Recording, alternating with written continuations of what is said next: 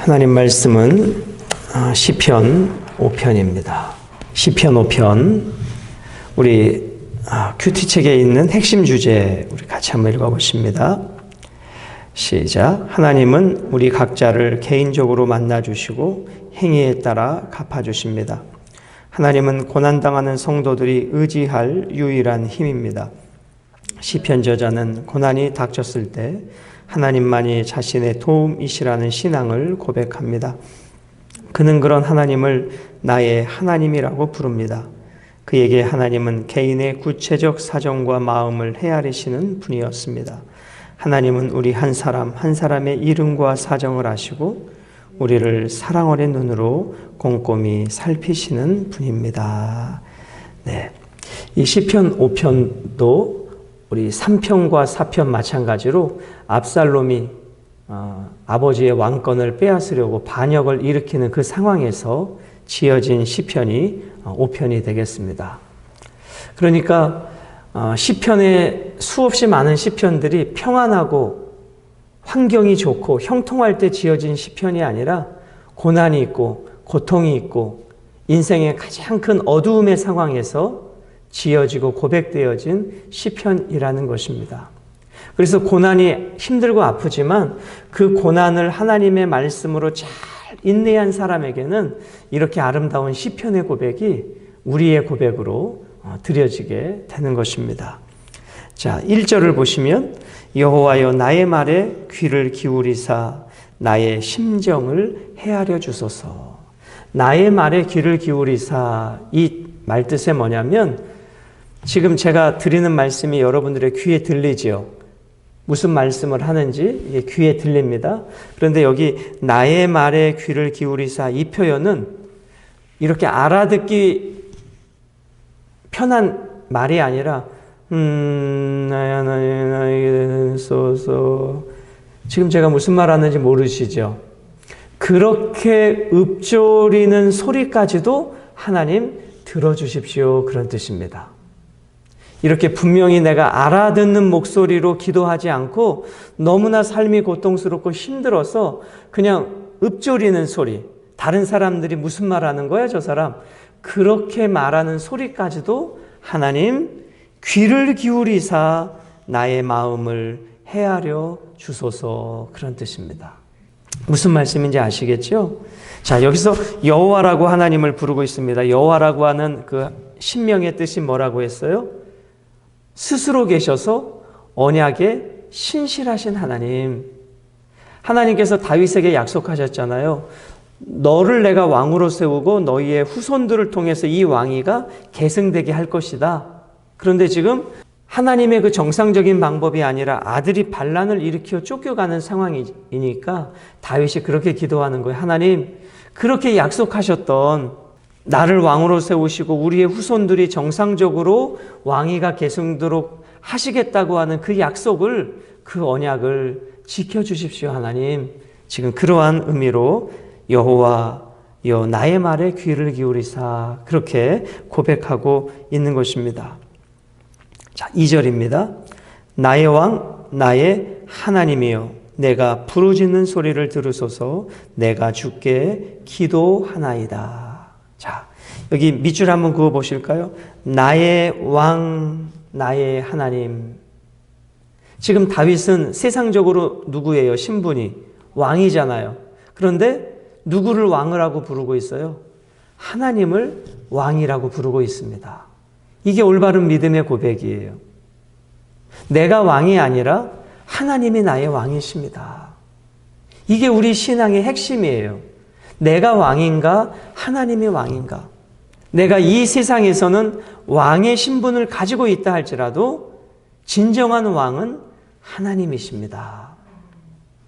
오늘 여러분과 저의 왕은 우리 자신이 아니라 하나님이시다. 그래서 여러분, 그분이 왕이시고 우리는 그분의 백성이다라는 것입니다. 그러면 백성이 해야 될 일은 뭐예요? 왕의 뜻을 존중하고 왕의 뜻대로 살아가는 것이 백성이 해야 될 일이다. 여러분, 오늘 한 날도 내가 하고 싶은 대로, 내가 살아가고 싶은 대로 사는 인생이 아니라 하나님의 뜻대로 하나님의 말씀대로 하나님의 왕됨을 인정하는 그러한 삶이 되어야 될 줄로 믿습니다. 그런데 그 왕은 멀리 계신 왕이 아니라 나와 너무나 친밀한 왕이에요. 나의 왕이다, 나의 왕. 이 다윗의 고백은 하나님을 아주 친밀하게 느껴지는 그러한 고백입니다. 나의 왕이시면서 나의 누구세요? 하나님이시다. 여기서 하나님은 엘로힘이란 뜻이었죠. 엘로힘은 무슨 뜻이었어요? 창조주이시고 전지전능하신 하나님. 하나님이 나의 왕이시라는 뜻의 의미는 지금 이 대적들의 손에서 하나님의 전지전능하신 능력으로 나를 건져주실 왕이 바로 하나님이십니다. 그렇게 고백하고 있습니다.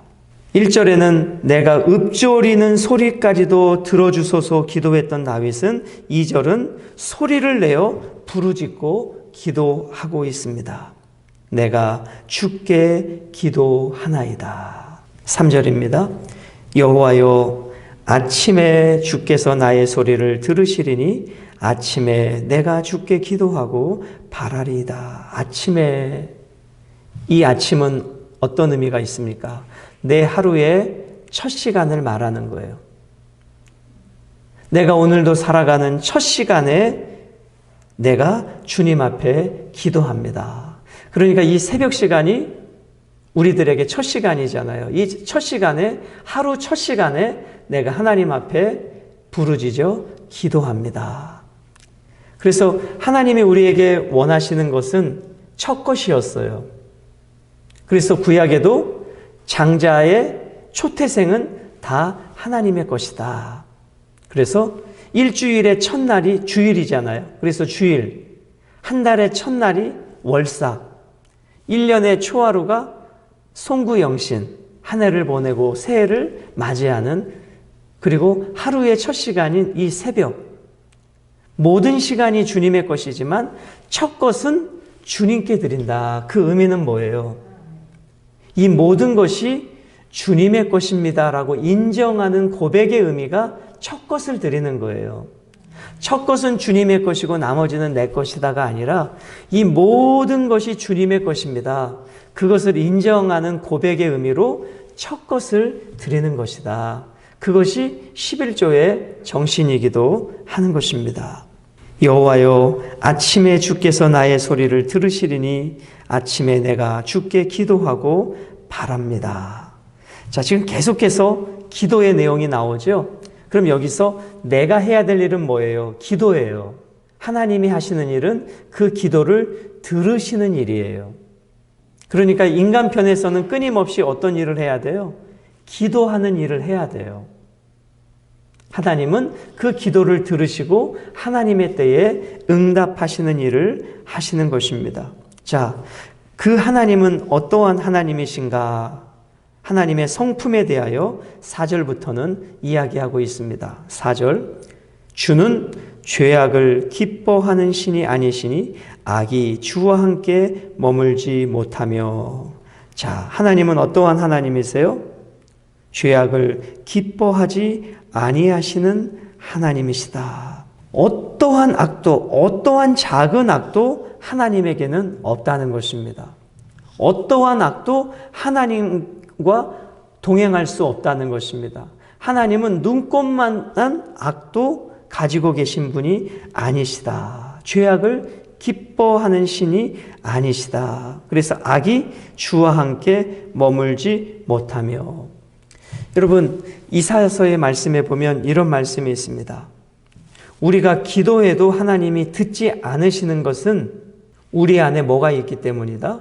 죄악이 있기 때문이다. 즉 우리가 죄악을 가지고 있는 상태로 하나님 앞에 무엇을 구할 때 하나님은 먼저 그 죄 문제를 해결하고 오라고 하십니다. 왜냐하면 우리가 죄를 가지고 그 죄를 회개하지 않은 가운데 하나님 앞에 나아가면 하나님은 기뻐하지 않으시기 때문에 우리가 무엇을 하나님한테 구하기 전에 우선적인 게 회개 기도라는 거예요. 그래서 우리의 마음이 정결할 때 하나님이 그 기도를 들으신다. 여러분, 부모와 자식이 관계가 좋지 않아요. 너무 멀리 있어요. 부모한테 속이고 거짓말해요. 그런데 그 자녀가 무엇을 요구해요. 그럴 때 부모가 들어주기를 기뻐합니까? 내가 너의 그 문제를 해결해 주기 전에 너와 나와의 관계를 회복하자 그럽니까? 그게 우선이죠. 관계 회복이 우선이에요. 회복이 되고 무엇을 그 다음이 진행이 되는 거죠. 오늘 하나님은 어떠한 하나님이신가? 죄악을 기뻐하는 신이 아니시다. 그러므로 우리가 죄 문제를 해결하고 아버지 앞에 더 깊은 관계로 나아갈 수 있다라는 것입니다. 자, 5절입니다. 오만한 자들이 주의 목전에 서지 못하리이다. 주는 모든 행악자를 미워하십니다. 자, 오만한 자의 뜻은 뭐냐면 스스로 자기 자신을 자랑하는 자, 스스로 자기 자신을 높이는 자, 누구보다? 하나님보다 자기 자신을 높이는 자. 그들이 누구였어요? 하나님께서 세우신 다윗 그 가문을 인정하지 아니하고 그 하나님이 세우신 영적 질서를 깨트리는 압살롬과 그의 추종자들이 다 오만한 자들인 것이죠. 하나님이 세우신 그 권위를 인정하지 않는 자, 하나님이 세우신 그 질서를 인정하지 않는 자, 그들이 오늘 본문에서 말씀하는 오만한 자들입니다.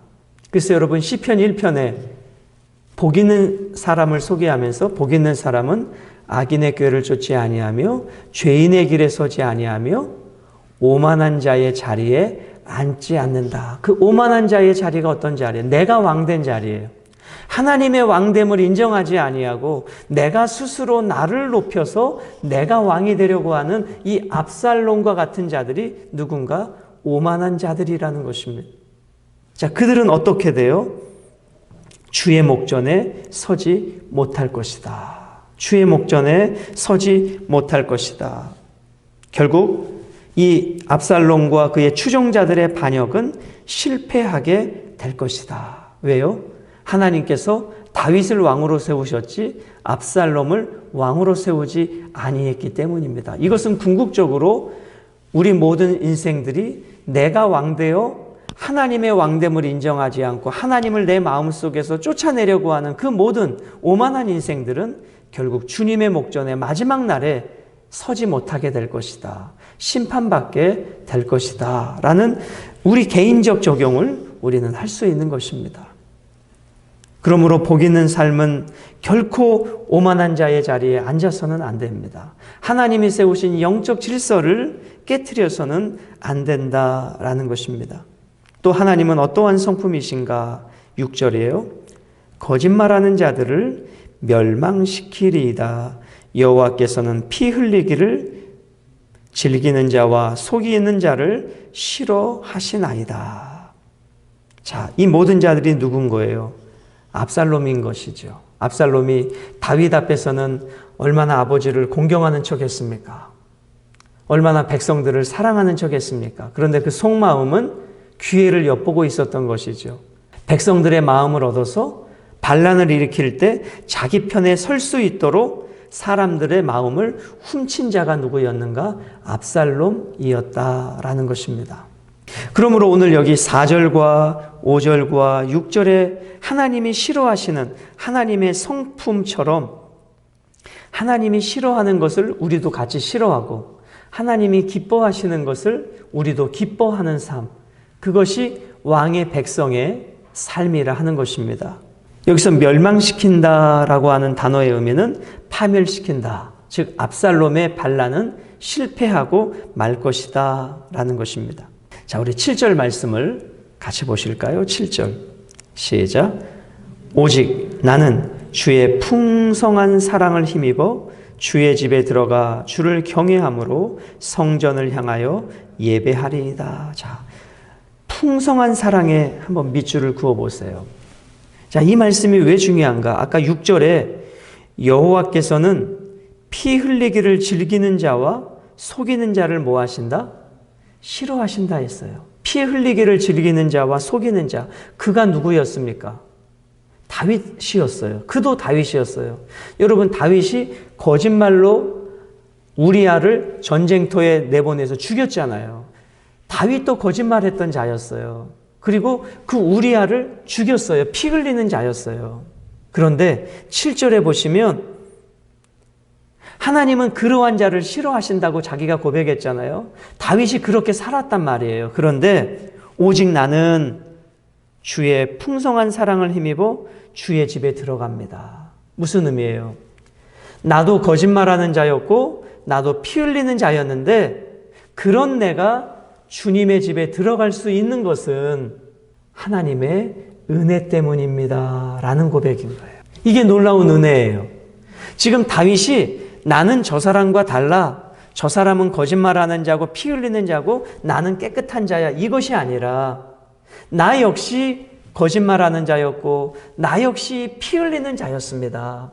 그런데 그럼에도 불구하고 내가 성전에 들어가 하나님을 예배할 수 있는 것은 내가 저 사람보다 잘나서가 아니라 7절 주의 풍성한 사랑 때문입니다. 그런 거예요. 이게 은혜고 이게 올바른 용서받은 자의 고백이에요. 여러분, 오늘 여러분과 저에게 필요한 것이 나는 저 사람보다 잘났어. 나는 저 사람보다 열심히 해. 이 자기 상대적 의가 아니라 내가 오늘 이렇게 주님을 섬길 수 있고 이 새벽에 말씀을 전할 수 있고 이 새벽에 예배할 수 있는 것은 다 주님의 사랑 때문입니다. 이게 천국에 들어가는 자의 고백인 거예요. 저는 어제 이 말씀을 묵상하면서 7절 말씀이 너무나 은혜가 됐습니다.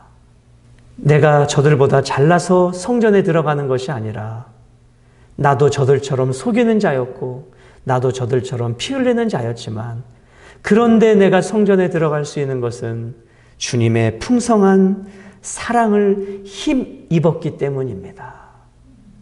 여러분, 우리가 천국에 들어가는 것은 예수의 십자가 보혈을 힘입어 들어가는 것이지 나의 공로, 나의 의로 들어가는 것이 아님을 늘 기억하게 되시기를 주님의 이름으로 축복합니다. 그럴 때 우리는 누구를 정죄할 수 없어요. 누구를 판단할 수 없어요. 왜요?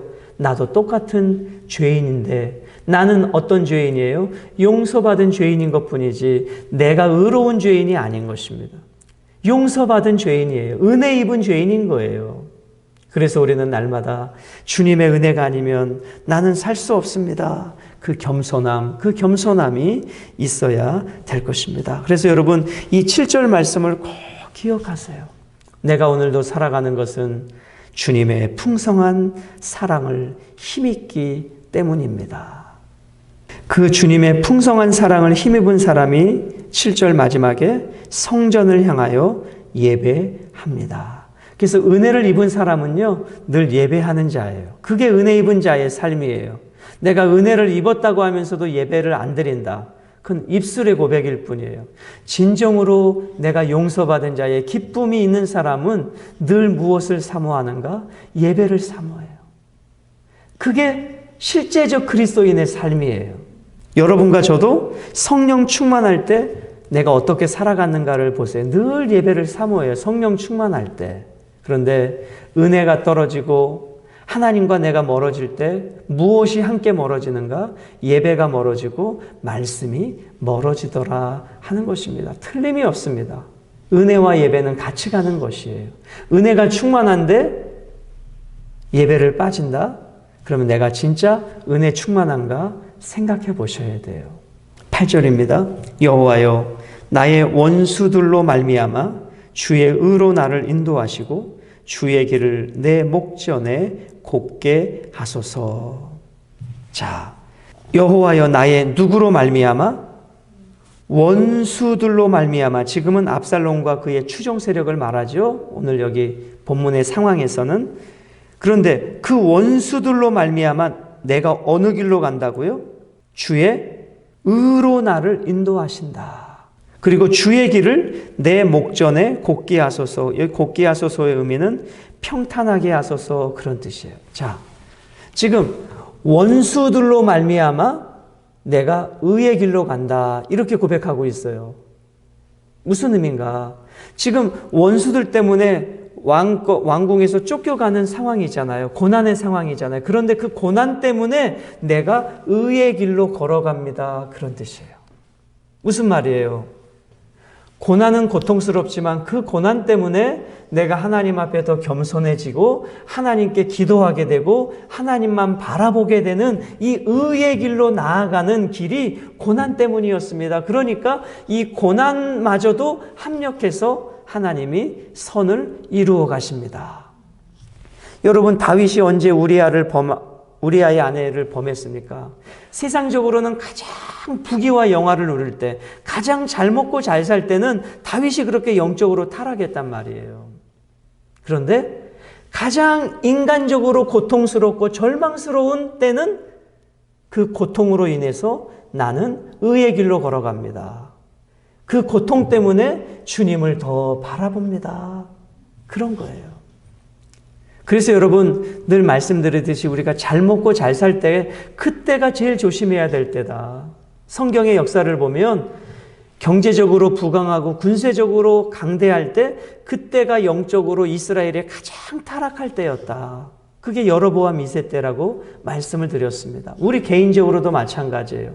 좀 먹고 살만할 때, 세상적으로 잘 나갈 때 그때가 영적으로 가장 위험할 때예요.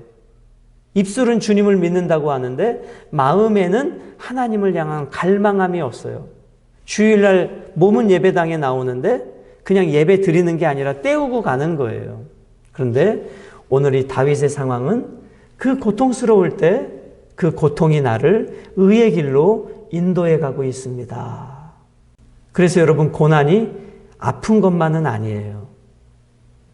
그 고난을 통해서 내가 더 겸손해지고, 고난을 통해서 내가 더 낮아지고, 고난을 통해서 세상을 바라봤던 시각이 주님만 바라보는 시각으로 바뀌었으니 이 고난당한 것이 내게 유익이라, 이로 인하여 내가 주의 율례를 배우게 되었습니다. 그래서 고난이 우리가 힘들지만 고난을 통해서 이렇게 아름다운 시편과 같은 진주들이 열매로 맺어진다라는 것입니다. 9절입니다. 그들의 입에 신실함이 없고 그들의 심중은 마음에 심히 악하며 그들의 목구멍은 열린 무덤 같고 그들의 혀로는 아첨 하나이다. 자, 열린 무덤이란 표현이 있습니다. 여러분, 우리나라의 무덤은 어때요? 예전에는 이렇게 땅을 파고 시신을 땅에 묻고 이렇게 봉분처럼 이렇게 무덤을 만들잖아요. 근데 이스라엘은 그렇게 묘지를 쓰는 게 아니라 굴을 파고 굴 속에다가 시신을 넣고 돌로 큰 바위로 무덤 입구를 막았잖아요. 예수님도 그런 무덤에 갇히셨다가 돌문이 열리고 부활하셨잖아요. 그러니까 여기 열린 무덤이라고 하는 것은 돌문이 열리고, 근데 돌문이 열리니까 그 속에는 뭐가 있어요? 썩고 냄새나는 시신이 있어야 돼요. 그죠? 그런 자들이 누구와 같다는 거예요? 하나님이 세우신 왕권을 도전하여 빼앗는 그들이 열린 무덤 같고, 그런 뜻이에요. 오늘 여러분과 저의 신앙이 열린 무덤이 아니라 하나님 앞에 정결한 심령, 깨끗한 심령이 되시기를 주님의 이름으로 축복합니다. 자, 10절입니다. 하나님이여 그들을 정죄하사 자기 꾀에 빠지게 하시고 그 많은 허물로 말미암아 그들을 쫓아내소서. 그들이 주를 배역함이니이다. 자, 자기 꾀에 빠지고, 압살롬이 백성들을 속여서 마음을 얻어서 왕권을 뺏으려 했지만 결국은 자기 꾀에 빠지게 될 것이다. 그 반란은 실패하게 될 것이다 라는 것입니다. 11절, 그러나 주께 피하는 모든 사람은 다 기뻐하며 주의 보호로 말미암아 영원히 기뻐 외치고 주의 이름을 사랑하는 자들은 주를 즐거워하리이다. 우리 12절을 읽고 말씀을 맺겠습니다. 12절 시작. 여호와여 주는 의인에게 복을 주시고 방패와 같은 은혜로 그를 호위하시리로다. 다윗은 절망 가운데 시편을 5편을 시작했지만 하나님의 구원을 바라보는 기쁨으로 시편을 마감하고 있습니다. 누가 나의 피난처인가? 결국 다윗은 하나님이 나의 피난처이심을 고백하고 시편을 마감하고 있습니다. 여러분, 오늘도 우리가 이 한날을 살아갈 때 내가 원하지 않아도 고통이 찾아올 때가 있잖아요. 내 삶이 고통스럽고 힘들 때. 그때가 더 하나님 앞에 기도할 때고 그때가 더 무릎 꿇을 때다. 그리고 결국은 누가 나의 보호자가 되어주시는가? 하나님이 우리의 보호자가 되어주신다. 여러분 천국 갈 때까지 매 순간순간 하나님의 왕됨을 인정하고 왕의 백성으로 그 왕은 끝까지 백성을 지키는 왕입니다. 끝까지 백성을 책임지는 왕입니다. 여호와 하나님은 그 왕을 통해서 오늘도 승리하시고 행복한 한날이 되시기를 주님의 이름으로 축복합니다. 우리 주님 가르치신 기도 같이 드리겠습니다.